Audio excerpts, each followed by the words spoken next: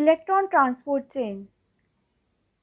The two reduced coenzyme NADH and FADH2 pass through the electron transport chain and finally reduce oxygen to water.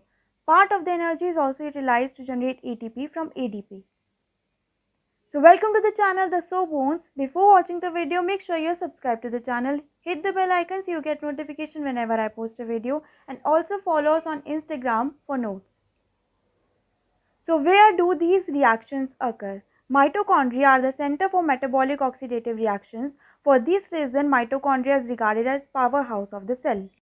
Before getting into the video, let's look at some points. The mitochondria consist of 5 distinct parts: outer membrane, inner membrane, intermembrane space, cristae and matrix. First, inner mitochondrial membrane. The ETC and ATP synthesizing system are specialized structures rich in protein are located here. They are impermeable to ions and small molecules. Second, mitochondrial matrix. It is rich in enzymes responsible for Krebs cycle, beta oxidation of fatty acid and oxidation of amino acids, links of which are given in description box. Now we should know that there are 5 enzyme complexes in inner mitochondrial membrane: complex 1, complex 2, complex 3, complex 4 and complex 5. Also there are coenzyme Q and cytochrome C. Complex 1, also known as NADH dehydrogenase complex, because it removes hydrogen from reduced NADH. Coenzyme Q, also called ubiquinone. Now complex 2, called succinate dehydrogenase complex, dehydrogenase because it removes hydrogen from succinate to oxidize into fumarate.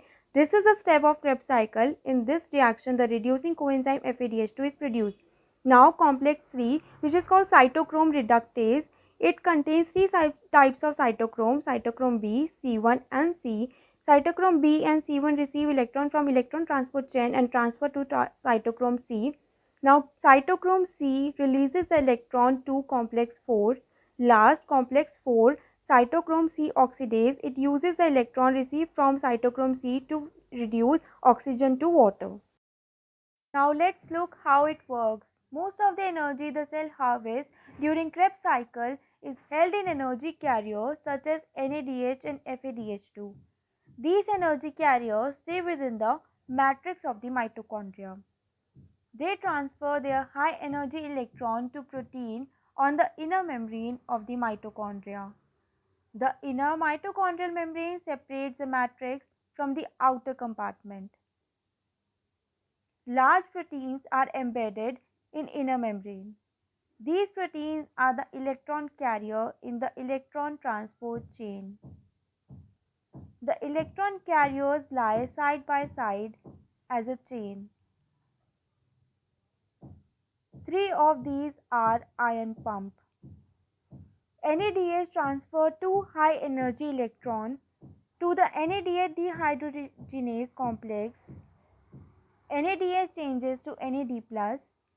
The carrier protein uses energy from the electron to pump hydrogen ion from the matrix into the outer compartment.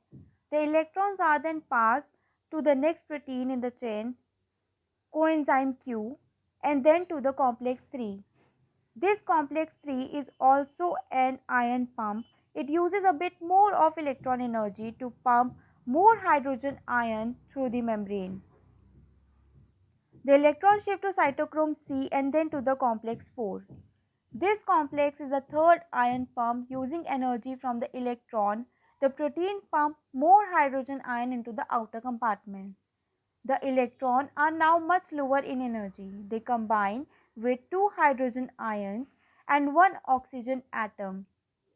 This is the final electron acceptor at the end of the electron transport chain. A molecule of water H2O is formed. A similar sequence of events take place with FADH2. FADH2 transfer electron to the complex 3 in the chain. The FADH2 converts to FAD. Hydrogen ions are pumped through the protein into the outer compartment. The electrons shift down to complex 4. More hydrogen ions are pumped. Again, oxygen serves as final electron acceptor and water molecule is formed. Ion pumps are powered by energy from electron. The ion pumps move hydrogen ion from the matrix into the outer compartment. Hydrogen ion concentrated in the outer compartment represent a form of potential energy like water held behind a dam. They diffuse back into the mitochondrial matrix through a specialized protein called ATP synthase. This diffusion of hydrogen ion through ATP synthase energizes the synthase. This energy is transferred to ADP molecule forming ATP. This formation of ATP provides the cell with large amount of usable fuel. Thank you for watching this video. If you like this video, give it a thumbs up and don't forget to share it with your friends. Thank you.